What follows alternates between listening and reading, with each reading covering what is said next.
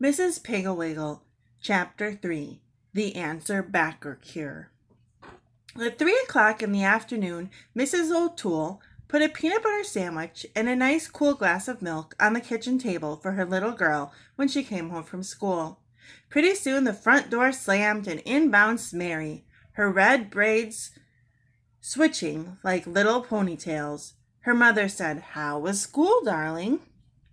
Mary said as she gulped her milk and took a large bite of the sandwich. "Well, this afternoon, Miss Crabtree said, Mary O'Toole will stay in at recess and put the paint boxes away.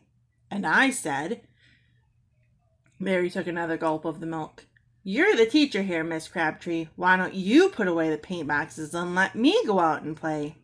Everybody in the whole room laughed, but mean old Miss Crabtree, and she sent me into the cloakroom. Mary took another large bite and looked up at her mother expectantly to see if she would appreciate how smart she was. However, her mother said, "That was a very rude thing for you to do, Mary, and I am ashamed of you. When you finish your sandwich and milk, you had better go up to your room and stay until dinner. You can concentrate on how rude you were to nice Miss Crabtree." Mary pulled her mouth down at the corners, squinted up her pretty brown eyes, and said, "Why should I?" She kept her mouth pulled down and blinked her eyes rapidly in a most disagreeable way. Mrs. O'Toole was dumbfounded. Never had her little Mary acted in this horrid way before. She said quietly, "You should, because I tell you to. Now scat." Mary walked slowly out of the kitchen, switching her skirt and her braids, and managing to look impudent even from the back. When she reached the top of the stairs, she called down to her mother, "I'm going because I want to, but not because you tell me to," and dashed into her room and banged the door. That night at dinner, Mary was quite normal, but after dinner her daddy said, "Scoot the dishes off the table, Wean. Your mammy's tired." And his dear little Wean, instead of jumping up and down and doing what she was told, pulled her mouth down until she looked like a sad jack-o'-lantern, squinted up her eyes, and said, "I'll do it because I want to, but not because you tell me to. Anyway, you eat here. Why don't you clear the table?" She blinked her eyes rapidly. Her father looked as though he might be going to give her a spanking, but then he noticed that it was time for the news, so instead he went into his study, turned on the radio, and lit his pipe. Mary did clear off the table, and she dried the dishes, but she kept blinking her eyes and muttering. The next morning, her mother said, "Please hurry with your breakfast, Mary. The children are waiting, and you'll make them late for school." Mary pulled her mouth down and began blinking. She said, "I'm the one that's eating this breakfast, madam." Mary's mother sighed and said, "If you only knew how unattractive you look when you talk like that, you would stop right now." Mary mumbled something into her mush and then grabbed her sweater and slammed out the front door. Mrs. O'Toole went to the telephone and called her friend, Mrs. Ragbag. She said, "Hello, Mrs. Ragbag. Have you noticed any change in Calliope lately?" Mrs. Ragbag said, "Well, no, I can't say I have, Mrs. O'Toole. She seems to be studying hard in school, and she eats and sleeps well. Have you noticed anything wrong with her?" Mrs. O'Toole said, "No, it's not Calliope I'm worried about. It's Mary. Yesterday afternoon, she came home from school and she seemed perfectly normal, and she looked all right, but she told me how very impudent she had been in school. I punished her, of course.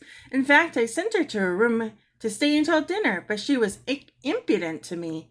She was rude to her father, too. I just cannot understand it.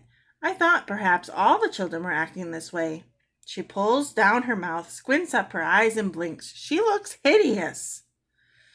Mrs. Ragbag said, "Oh, I am sorry, Mrs. O'Toole, because Mary has always been such a dear little girl. I don't know what to suggest. Why don't you call Mrs. Keystop? You know what a problem her little Chucky is. She should have some ideas." Mrs. O'Toole said, "Thank you very much, Mrs. Ragbag. I'll call Mrs. Keystop right now." So she called Mrs. Keystop, but she wasn't at home, and the maid, Nora, answered the phone. Nora said, "Sure, and Mrs. Keystop ain't home, Mrs. O'Toole, but how is that dear little Mary, the one with the beautiful braids?" Mrs. O'Toole said, "Oh, Nora, that is just why I called. Mary has suddenly become so impudent. She answers back and she pulls her mouth down and squints up her eyes and blinks. She started yesterday. And I'm so upset. I called to ask Mrs. Keystop if she has ever had similar trouble with Chucky." Nora said, "Sure, and there ain't any trouble she hasn't had with that Chucky. He's so rude he talks back to himself. But I'm thinking you'd best call Mrs. Piggle Wiggle. That little woman has forgotten more about children than we'll ever know. She even taught Hubert Prentice to pick up his toys. Now there's a spoiled child." Mrs. O'Toole said, "Oh, thank you so much, Nora. I should have thought of Mrs. Piggle Wiggle in the first place. I'll call her right now." Mrs. O'Toole called Mrs. Piggle Wiggle and said, "Oh, Mrs. Piggle Wiggle, I am so worried about my little girl, Mary." Mrs. Piggle Wiggle said, "I know Mary. She has such beautiful red hair and such lovely brown eyes." Mrs. O'Toole said, "Well, she still has the hair anyway, but her eyes don't look pretty anymore. She squints them up, pulls down her mouth, and then blinks." Mrs. Piggle Wiggle said, "She answers back and is impudent, isn't she?" Mrs. O'Toole said, "Yes, she is, but how did you know? I do hope that she hasn't been rude to you." Mrs. Piggle Wiggle said, "Oh, no, Mary is always very polite to me, but I can recognize the answer backer symptoms. When was she first impudent?" "Yesterday afternoon, right after school. She was rude to dear Miss Crabtree, her teacher, and when I sent her to her room, she made this hideous face and said, 'I'll do it because I want to, but not because you tell me to.' Mrs. Piggle Wiggle, she walks in such a way that her braids twitch and even her back looks impudent." Mrs. Piggle Wiggle said, "Don't worry so, Mrs. O'Toole. Some of the most charming children I know were once answer backers. Fortunately, Mary has only just begun, so she can be cured in no time at all. You drop by here after lunch, and I will give you Penelope Parrot to keep for a while.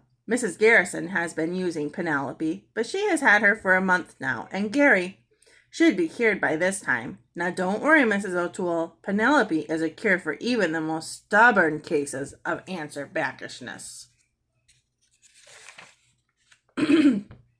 Mrs. O'Toole hung up the phone, and she felt much better. Right after lunch, she went down to Mrs. Piggle Wiggle's house and got Penelope. Penelope Parrot was a large, cross-looking green bird who blinked rapidly. Mrs. Piggle Wiggle said as she handed the cage to Mrs. O'Toole, "Fortunately for you, Penelope will only talk to children." During the walk home from Mrs. Piggle Wiggle's house, Penelope was very quiet in a very cross, blinky-eyed sort of way, and when Mrs. O'Toole hung her cage in the kitchen, she hunched down and put her head under her wing. But when Mary came in from school, Penelope woke up and began preening her feathers. Mary was delighted with Penelope. She said, "Oh, Mother, I've always wanted a parrot. Do you think she can talk?" Mrs. O'Toole said, "She hasn't said a word since I brought her home, but I was told that she speaks only to children." Mary said, "Where did you get her, Mother? Is she for me? May I have her in my room for my very own?" Her mother said, "I am keeping her for a friend of mine, but when you play in your room, you may hang her cage by the window." Mary brought her milk and cookies over by Penelope's cage and was very surprised when Penelope blinked and said rudely, "Give me a bite, pig." Mary broke off a piece of the cookie and poked it through the bars of the cage. Penelope snatched it and said, "Thanks, pig." Mary turned to her mother. "She's certainly not very polite, is she?" Her mother said, "Perhaps she's been around rude people. After all, she's only a parrot and repeats what she hears." Penelope blinked her eyes and said, "Oh, yeah? Oh, yeah? Oh, yeah?" Mrs. O'Toole looked a little shocked, but Mary laughed and said, "May I bring the children in to see her, Mother? May I?" Before Mrs. O'Toole could answer, Penelope began hopping up and down, blinking and yelling, "Say, are you the boss around here? Are you the boss around here? Are you the boss around here?" Mary's mother said, I am the boss around here, Penelope, and if you are not more courteous, I'll put a cloth over your cage. Penelope blinked and muttered. Mary bounced up and down excitedly. What will you do, Mother? What will you do to Penelope? Mrs. O'Toole said, If I put a cloth over her cage, she will think that it is night and go to sleep. Penelope squawked, I'll do it because I want to, but not because you tell me to. Mary was certainly surprised at that, because she thought she had made up that brilliant remark. She didn't dare to look at her mother, so she put on her sweater and went out to find her playmates. Pretty soon she came back with 5 little friends, and they spent the afternoon standing around Penelope's cage and laughing at her rude remarks. This worried Mrs. O'Toole. If Mary thought Penelope was so amusing, then perhaps she would imitate her and become ruder than ever. So she called Mrs. Piggle Wiggle. She said in a low voice so the children in the kitchen could not hear, Mrs. Piggle Wiggle, I am rather worried because although Penelope is very rude to the children, they don't mind at all. Mary thinks she is very funny and laughs at everything she says. Mrs. Piggle Wiggle said, Just remember, Mrs. O'Toole, that this is only the first day with Penelope. Let Mary be with her as much as she wishes. Keep Penelope's cage in the breakfast nook when Mary eats her lunch and breakfast, and in the dining room at night. Hang her cage in Mary's bedroom when she goes up there to play, and have Penelope sleep in Mary's room. I am sure that you do not have to worry. Penelope has never failed me. Mrs. O'Toole said, All right, Mrs. Piggle Wiggle, I'll do just as you say. Goodbye. Just before dinner, Mrs. O'Toole said to Mary, Mary, dear, send your little friends home now. It is time for you to set the table. Mary turned to her mother and began pulling down her mouth, squinting her eyes and blinking, but before she could say a word, Penelope yelled out, Say, who's the boss around here? Who's the boss around here? Who's the boss anyway? Mary's mother quickly put a cloth over her cage, politely asked the children to leave, and sent Mary to set the table. When Mr. O'Toole came home from the office, she took the cover off again to show him the parrot, and then she hung Penelope in the dining room window. After dinner, Mary's daddy said, Up on your toes, Miss Molly O'Toole, and scoot the dishes out to the kitchen. Mary pulled down her mouth, squinted up her eyes, blinked her eyes, but Penelope said, What am I, a servant? Work, work, work. What am I, a servant? Say, who's the boss around here? Mary's daddy laughed so hard the tears ran down his cheeks, but Mary stuck out her tongue at Penelope, who bounced around yelling, Only snakes stick out their tongues! Only snakes stick out their tongues! Mary pulled her tongue in quickly and shut her lips together tight. My, but she thought Penelope was horrid. Mrs. O'Toole hung Penelope's cage in Mary's room, and Penelope squawked and made so much noise that Mary finally said, Oh, be quiet. And Penelope blinked and said, I'll do it because I want to, but not because you tell me to. I'll do it because I want to, but not because you tell me to. Mary flounced into bed and turned off the light. The next morning, Mary was very slow. She could not find one of her socks, and she couldn't button her dress, and finally her mother called, Mary, hurry, dear, breakfast is waiting. Mary pulled on her mouth and squinted up her eyes and said, Oh, hurry, hurry, hurry, hurry yourself. Penelope had been preening her tail feathers, but when she heard Mary, she jerked her head up and said, Oh, hurry, hurry, hurry. Hurry yourself, Slowpoke. Hurry yourself, Slowpoke. Hurry, Slowpoke. Hurry, Slowpoke. Hurry, Slowpoke. Hurry, hurry, hurry, hurry. Mary said crossly, Oh, be quiet, Penelope. Penelope said, I'll do it because I want to, but not because you tell me to. Say, who's the boss around here? Oh, yeah? Oh, yeah? Oh, yeah? Mary ran downstairs and sat down to breakfast, leaving Penelope still shouting. But Mrs. O'Toole ran upstairs and got Penelope and hung her cage by the kitchen window. When the children called for Mary and Mrs. O'Toole said, Hurry, dear, you will make your friends late for school. Mary pulled down her mouth and squinted up her eyes and blinked. But before she could say a word, Penelope squawked, I'm the one who's eating this breakfast, madam. Hurry, hurry, hurry, that's all I hear. Hurry yourself, Slowpoke. Mary was ashamed to look at her mother, so she rushed off without kissing her goodbye. Penelope yelled after her, Hurry, Slowpoke, bell's ringing. When Mary came home from school that afternoon, she kissed her mother and said, Mother, I apologized to Miss Crabtree today, and she said that next week I may be monitor for the scissors. Penelope yelled, Who said so? Who said so? Who said so? Who's the boss? Who's the boss? Mary turned to Penelope and said, You are a very rude bird. If you don't hush right now, I will put the cloth over your cage.